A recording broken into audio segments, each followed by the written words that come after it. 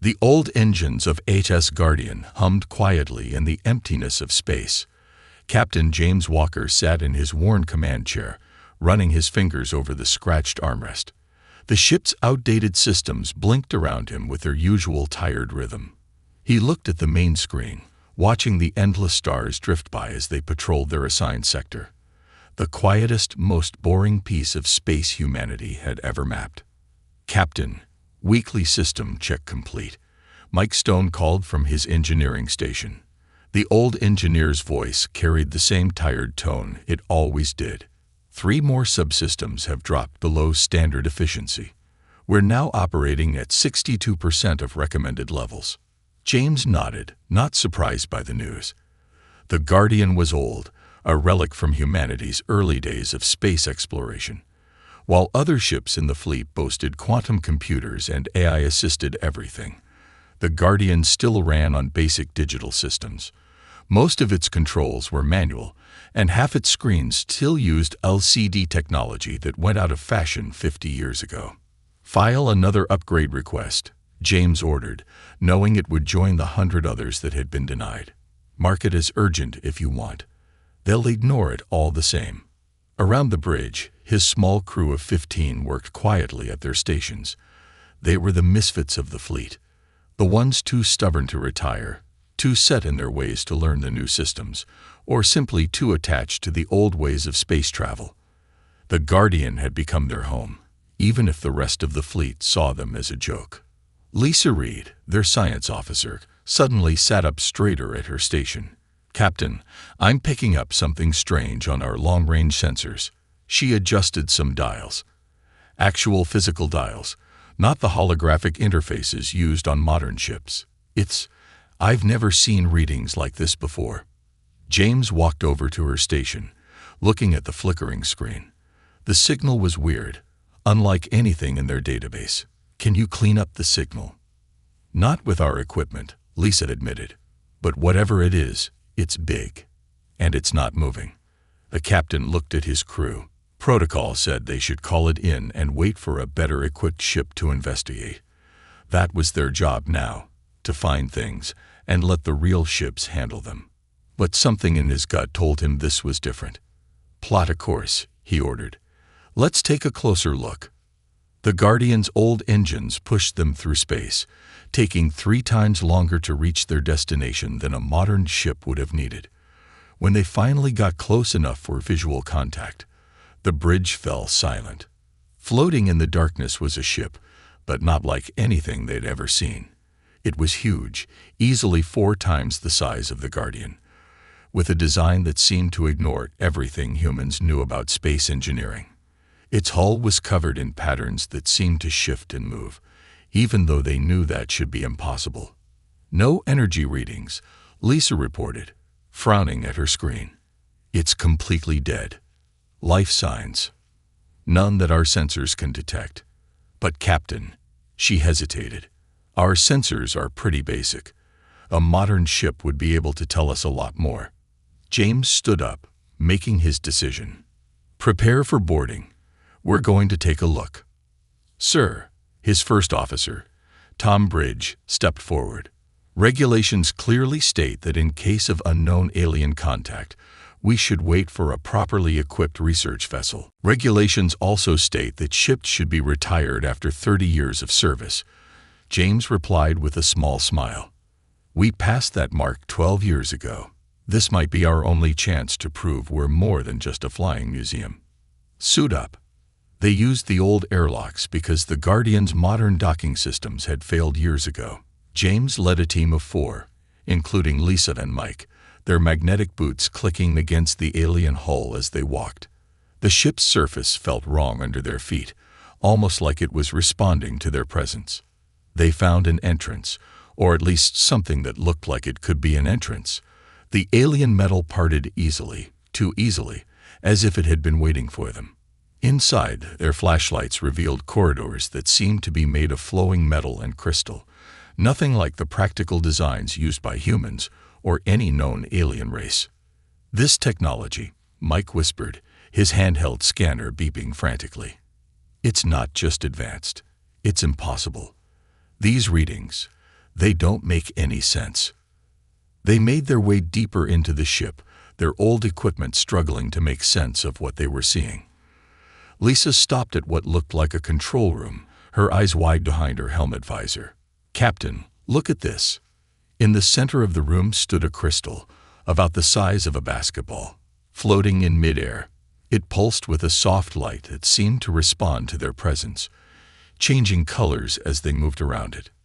"Don't touch anything," James ordered, but he could feel something was about to happen. The crystal's light grew stronger, and their suits' simple radios began picking up a signal they couldn't understand. Mike stepped closer to the crystal, his scanner going crazy. "Captain, these energy readings, they're off the charts. But it's not like any power source we've ever seen. It's almost like it's alive." Before James could respond, the crystal flashed brightly. Their suits' systems flickered, and for a moment, James thought they were about to die. But instead of killing them, the crystal seemed to be communicating. Their old radio equipment, too simple to be affected by advanced interference, picked up patterns in the energy pulses. "It's scanning us," Lisa realized, watching her instruments. "No, not us. It's scanning our equipment. Our ship." The crystal's light suddenly focused into a beam, pointing directly at the Guardian through the alien ship's hull. James's radio crackled with urgent messages from the crew left aboard. "Captain." Tom's voice was filled with panic. "Something's happening to the Guardian. Systems are activating, changing. Sir, you need to get back here now." James looked at the crystal, then at his team. They had just found something incredible, something that could change everything. But right now, his ship needed him.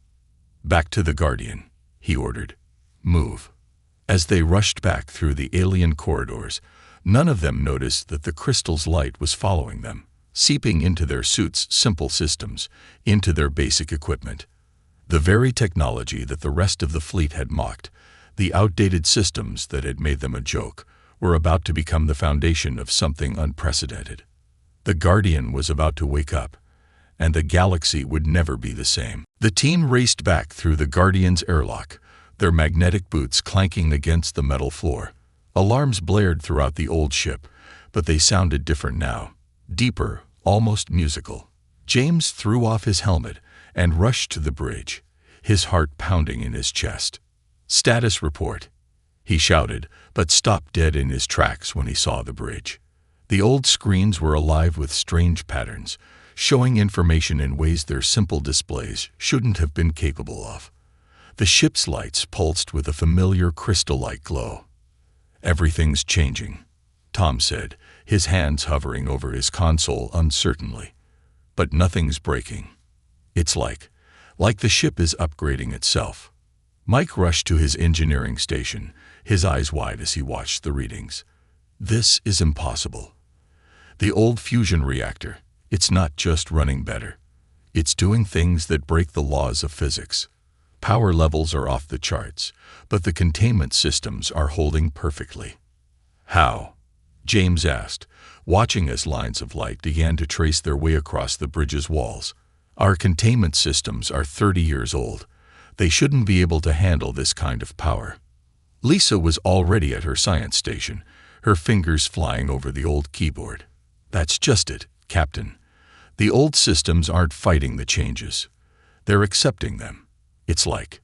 She paused, searching for the right words.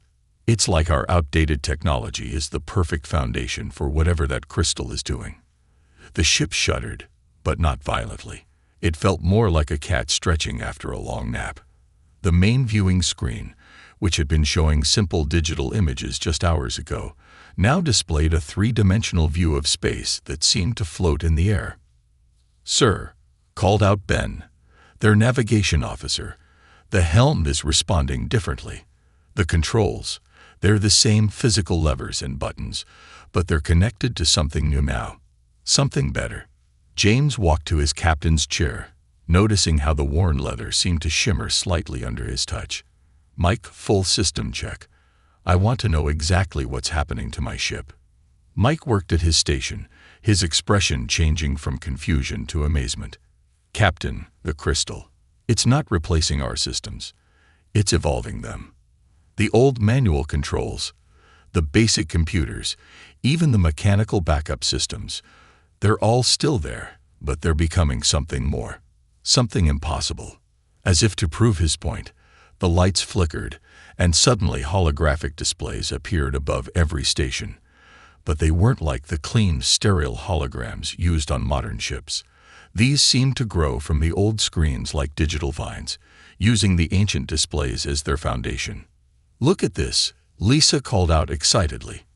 "Our old sensors, they're not just detecting things now. They're somehow reaching through space itself. I can see energy patterns, quantum fluctuations, things we shouldn't be able to detect with any known technology." The crew worked through the night, trying to understand what their ship was becoming. The Guardian's transformation continued, but it never felt threatening. The old systems they knew so well were still there, just enhanced in ways that should have been impossible. Mike discovered that the engineering section had changed the most. The old fusion reactor now pulsed with crystalline energy, its simple magnetic containment field having evolved into something that seemed to bend space itself. The basic maintenance robots they used for repairs had developed the ability to reshape metal with a touch, fixing problems before they even fully developed. "It's like the crystal saw our old technology and thought it was perfect," Mike explained to James as they toured the changes. "Modern ships, they're all quantum this and AI that. But our simple systems, they're like empty cups waiting to be filled. The crystal's using them as a foundation to create something entirely new." Later, in the ship's small mess hall, James watched his crew as they shared their discoveries. The fear from earlier had been replaced by excitement. Even Tom, who had always been the most by the book, couldn't hide his amazement at what was happening. "The really interesting part," Lisa said, looking up from her tablet, "is how the transformation is affecting different parts of the ship. The newer components, the few upgrades we did get, they're barely changing at all. But the old stuff, the really old stuff, that's where the magic is happening." James was about to respond when the ship's new alert system chimed, a sound like crystal bells that somehow felt both ancient and futuristic. "Captain," the Guardian's old computer spoke, its once robotic voice now carrying strange harmonics. "Unknown vessels approaching." They rushed back to the bridge, watching as 3 sleek patrol ships dropped out of faster-than-light travel nearby. Modern human vessels, probably responding to the strange energy readings from the Guardian's transformation. "Hess Guardian, this is Patrol Leader Williams," a stern voice came through the comm. "Our sensors are detecting unauthorized modifications and dangerous power fluctuations from your vessel. Power down immediately and prepare for boarding." James looked at his crew, then at his transformed ship. The patrol ships were the newest in the fleet, armed with quantum torpedoes and AI targeting systems. By all normal logic, the Guardian shouldn't stand a chance against them. But nothing about their situation was normal anymore. "This is Captain Walker," he responded calmly. "With all due respect, Patrol Leader, I don't think powering down is an option anymore. Something is happening here, something important. We need time to understand it. That wasn't a request, Guardian. Power down now, or we will be forced to take action." The patrol ships moved into attack formation, their weapons charging.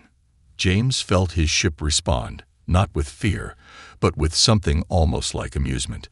The old systems they'd nursed along for years had become something new, something that hummed with power and possibility.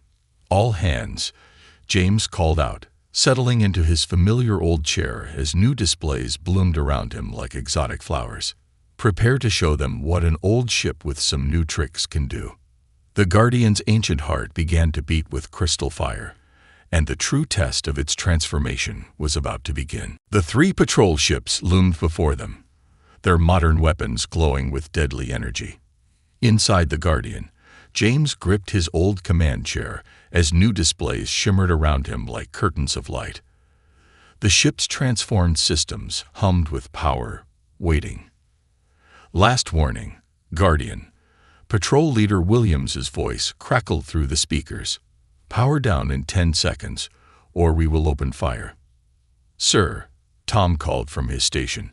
Their targeting systems are locked on our engines and weapons. He paused, looking at his new displays with surprise. But the Guardian is suggesting evasive moves I've never seen before. These patterns, they're impossible. James nodded. Ben, follow the ship's suggestions. Mike, what are our options? Mike's hands danced over his engineering console, now a blend of old switches and flowing crystal interfaces. Captain, you're not going to believe this. The Guardian isn't just giving us new ways to move. It's showing us how to shift. The patrol ship's countdown reached 0. 3 quantum torpedoes streaked through space toward the Guardian, their advanced guidance systems ensuring a perfect hit. Or they should have. At the last second, the Guardian moved. But it wasn't like any movement they'd seen before. The old ship didn't just dodge. It seemed to slide between spaces, like water flowing through cracks. The torpedoes passed through empty space, their targeting systems confused. How did we do that? James demanded, his heart racing. The crystals changes, Lisa explained, excitement in her voice. Our old maneuvering thrusters were so simple, so basic, that when the crystal enhanced them, it could rewrite the rules. We're not just moving through space, we're flowing with it. The patrol ships regrouped, launching another attack. This time, their AI systems adjusted, predicting where the Guardian would dodge. But the old ship had more surprises. As the weapons approached, the Guardian's hull, still the same metal they'd patched and repaired for years, began to ripple like water, letting the energy weapons pass harmlessly through. Impossible, Williams's voice shouted over the comm. Guardian, you're using unauthorized alien technology. Stand down immediately. James watched as his crew worked with their transformed ship, old muscle memory combining with new impossible abilities. This isn't just alien tech, he replied calmly. This is evolution. The Guardian isn't just changing. It's becoming what it was always meant to be. The patrol ships switched tactics, moving to surround the Guardian. Their modern sensors tried to analyze the old ship, but the crystal's influence confused them. Where their quantum scanners expected to find outdated systems, they instead found spaces that seemed to fold in on themselves. Sir, Ben called out. They're charging their main guns. These are planet crackers. We can't take that kind of hit, no matter what we've become. But the Guardian had other ideas. As the patrol ships fired, the old ship's reaction was beyond anything they could have imagined. The space around them seemed to bend, and suddenly they were behind their attackers, the deadly energy beams hitting nothing but empty space. How? James started to ask, but Mike cut him off. Our old physical sensors, the engineer exclaimed. They were so simple that the crystal could completely reinvent how they work. We're not just detecting space, we're reading it like a book, seeing all the shortcuts and hidden paths that have always been there. The patrol ships tried to adjust, but they were fighting with pure power against something that had transcended normal space combat. The Guardian danced around them, using movements that should have been impossible, its old hull flowing like liquid metal when needed, then becoming harder than any known material the next moment. Captain, Lisa called out suddenly, we're getting a priority transmission. It's from Fleet Command. The main screen shifted, showing the stern face of Admiral Turner. His eyes widened slightly as he saw the transformed bridge of the Guardian. Captain Walker, what have you done to your ship? Admiral, James replied respectfully, we've discovered something extraordinary. The Guardian has been transformed, but not just into a weapon. This is a whole new way of understanding space itself. It's a threat is what it is. The Admiral snapped. That ship was due for decommissioning 3 years ago. Instead, you've turned it into some kind of abomination. All ships in the sector are being redirected to your location. Surrender now, or be destroyed. James looked at his crew, seeing the determination in their eyes. They had all served on the Guardian when no one else wanted her, keeping her running when others would have scraped her for parts. Now she had given them something miraculous in return. "I'm sorry, Admiral," James said firmly, "but we can't do that. The Guardian isn't just our ship anymore. She's showing us possibilities that could change everything. We need time to understand what's happening." "Then you leave us no choice," the Admiral replied coldly. "You're now classified as a rogue vessel. All ships are authorized to use lethal force. Whatever your ship has become, Walker, it can't stand against the entire fleet." The transmission cut off, and James could already see more ships appearing on their long-range sensors. But instead of fear, he felt a strange calm. The Guardian's systems pulsed around them, showing paths and possibilities that no modern ship could see. "Your orders, Captain," Tom asked quietly. James stood up, watching the crystalline displays dance around him. Their old, obsolete ship had become something unique in the galaxy, not because of overwhelming power, but because its very simplicity had allowed it to evolve beyond normal limits. "We run," he said firmly, "not in fear, but because we need time. Time to understand what the Guardian has become and what it means for humanity's future." He smiled slightly. "Besides, they'll have to catch us first." The Guardian's transformed engines hummed to life, and space itself seemed to part before them. As they prepared to escape, James realized that their greatest weakness, being an outdated, unwanted ship, had become their greatest strength. The modern fleet would hunt them, but they had become something entirely new, a legend in the making, born from the marriage of the simplest human technology and the most advanced alien gift. Their adventure was just beginning. 2 weeks had passed since their escape from the patrol ships. The Guardian drifted quietly in the shadow of a gas giant, its crystalline systems pulsing softly in the darkness. Inside, the crew watched in amazement as their ship continued to evolve in ways none of them had expected. Mike stood in the engine room, watching the old fusion reactor as it spun impossibly in multiple dimensions at once. "It's like she's learning," he told James, who had come down for his daily inspection. "Remember how we used to bang on the power couplings to get them working? Now they repair themselves, but not just back to normal. They get better every time." The captain reached out to touch a nearby wall, feeling the metal shift slightly under his fingers. The entire ship had become alive in a way, responding to its crew's needs, often before they even realized what they needed. "Any idea what she'll do next?"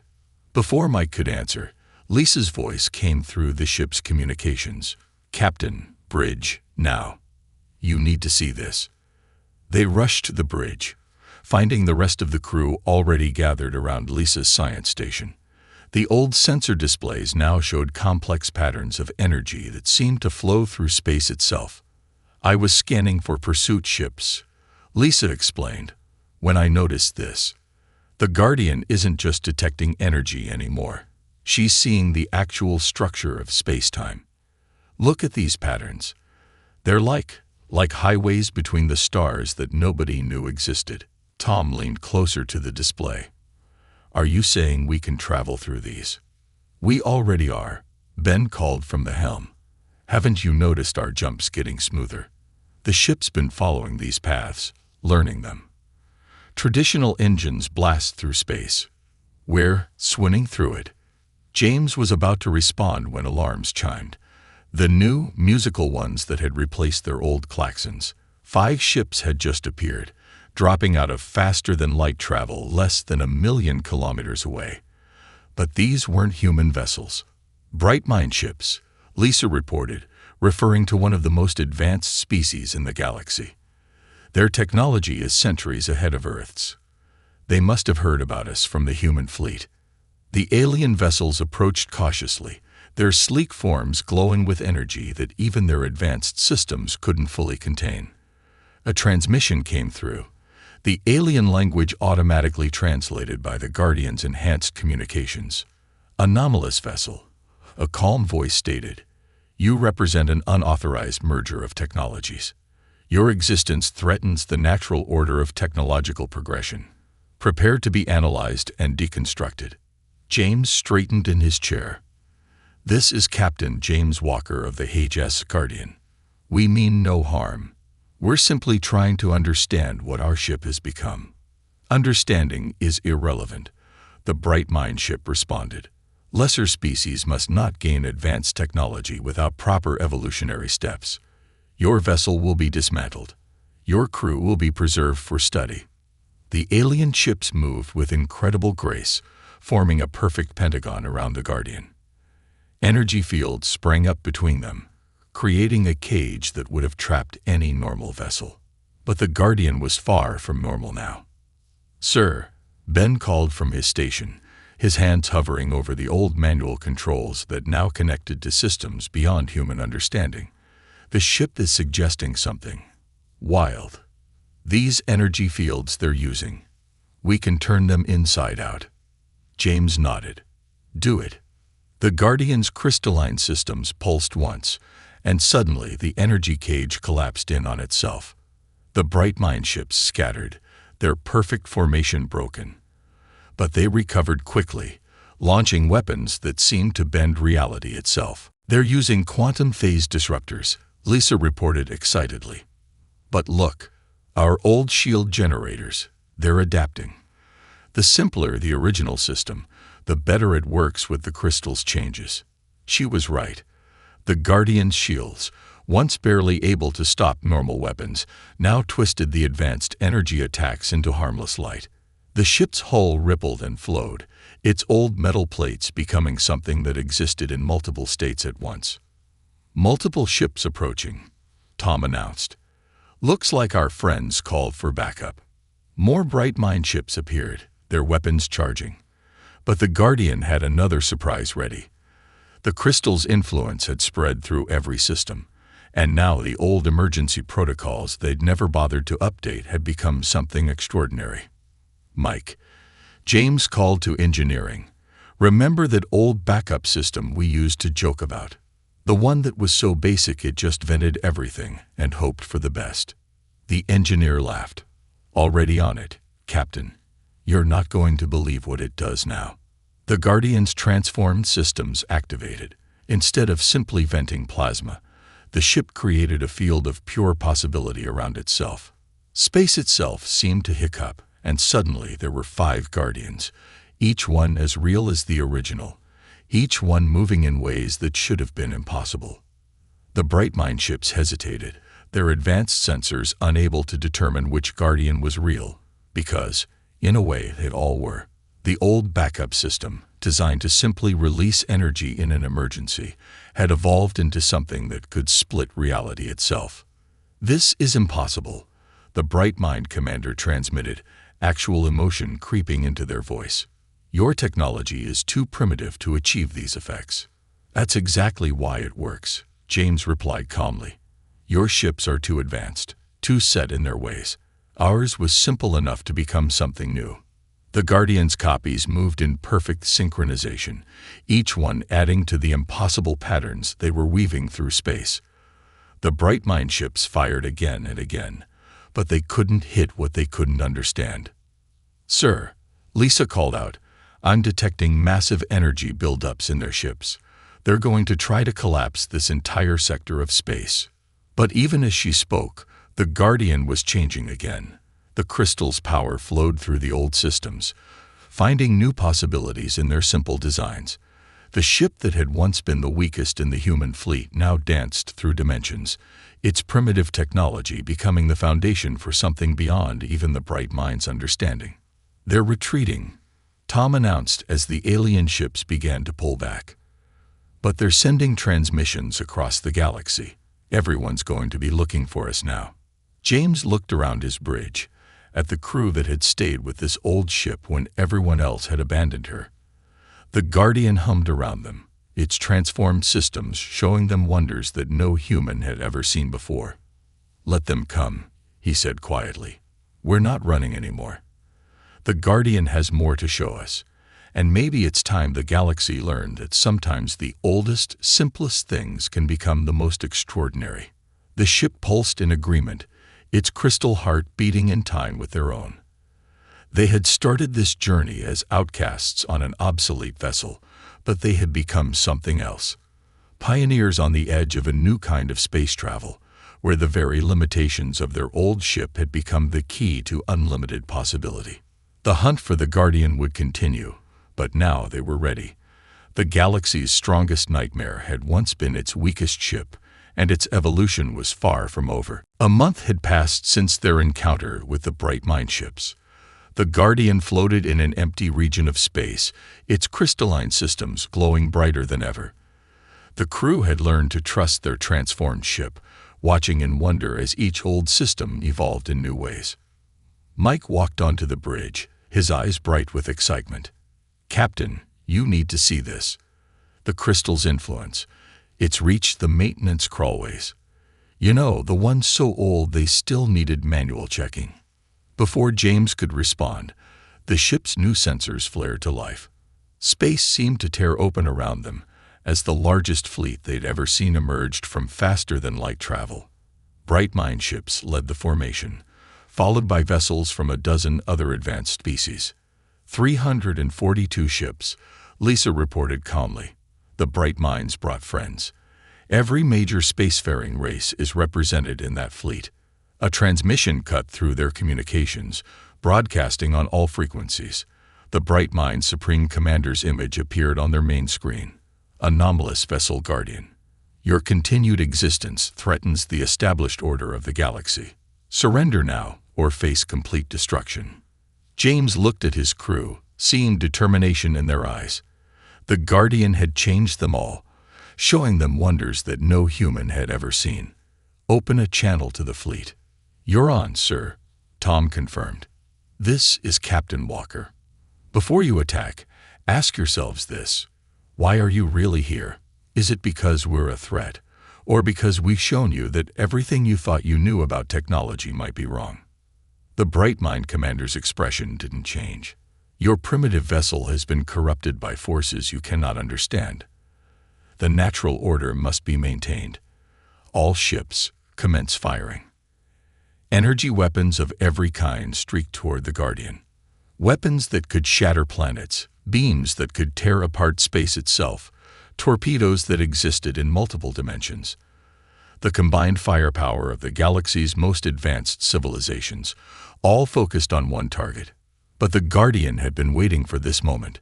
Deep in its systems, the crystal's influence had spread through every ancient circuit, every outdated component. The old ship that everyone had laughed at had become something entirely new. "Now," James ordered quietly, "show them what we've learned." The Guardian moved. But this wasn't like its previous evasions. The old emergency thrusters, once barely able to dodge asteroids, now let the ship slide between the spaces that existed between spaces. Weapons fire passed through empty air as the Guardian seemed to be everywhere and nowhere at once.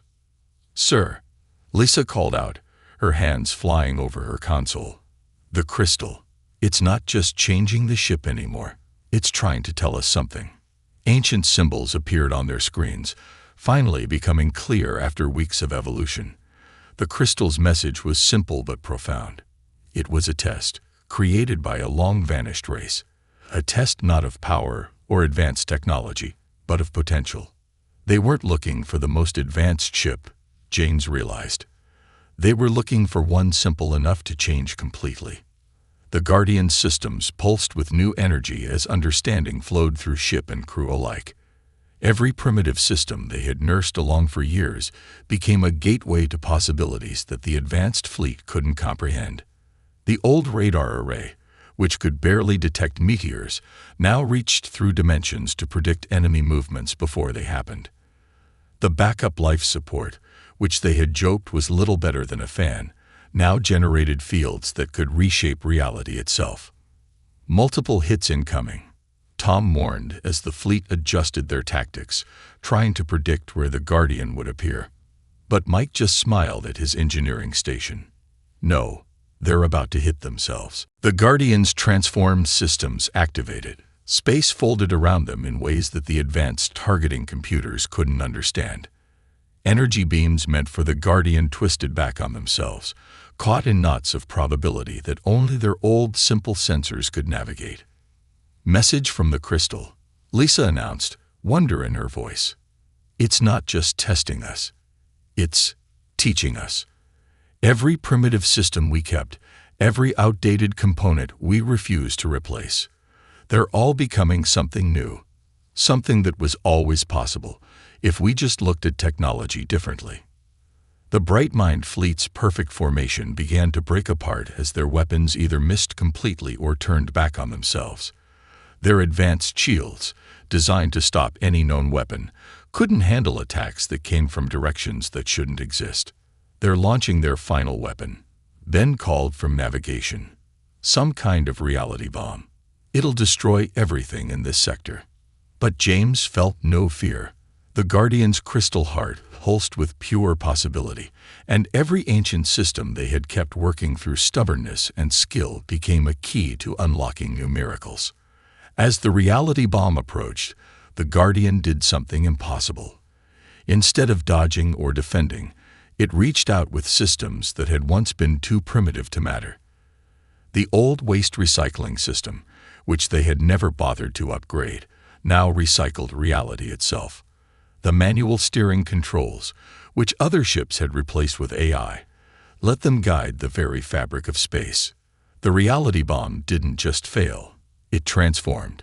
The Guardian's simple systems, enhanced by the crystal's power, turned the weapon into pure creative energy. Light bloomed across space as the Guardian showed the combined fleet what true evolution looked like. "Signal from the Bright Mind Commander," Tom reported, surprise in his voice. "They're standing down." The Supreme Commander's image appeared again on their screen, but this time there was something new in their expression. "We were wrong," they admitted. "The test was never about power or advancement. It was about potential. About being simple enough to become something completely new." One by one, the fleet's weapons powered down.